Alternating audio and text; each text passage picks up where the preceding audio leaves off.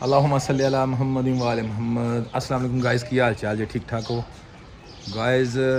कल हनेरी बड़ी ज़्यादा आई है जिहदी वजह दे नाल हाल बहुत भैड़ा है। तरपाल साड़ी उड़ गई है, वेखदे पिओ पिछे सारी तरपाल साड़ी उड़ गई है।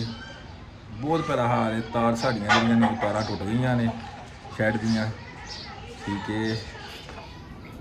आ देखो भी बस तरपाल साड़ी नीचे डिग पई है। शैड साढ़े जो ने टुट गए ने, हनेरी नाल गंद सारा इकट्ठा हो गया है, ठीक है।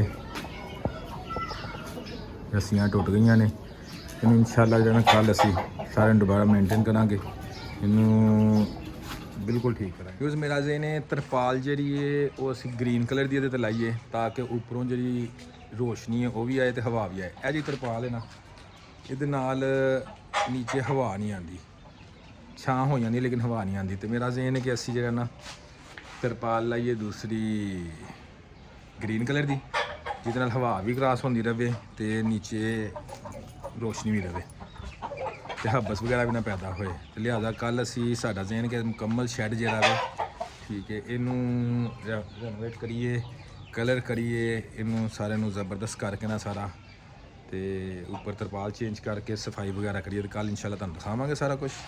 कुछ चीज़ां असीं नवीआं भी लिआंदियां ने वो भी तुहानूं दिखावांगे। देखो है मेरा एक जोड़ा है 3, 2, 1। बहुत प्यारा माशाल्लाह ज़बरदस्त जोड़ा है। उस तो बाद इधर तुहानूं शो कराने एक Oh my god.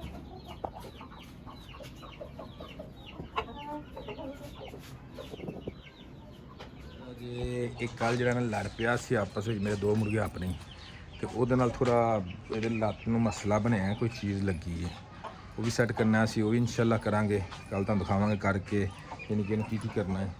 उस तो बाद कुछ यह चीज़ां ने साड़ियां मेरे Oh yeah.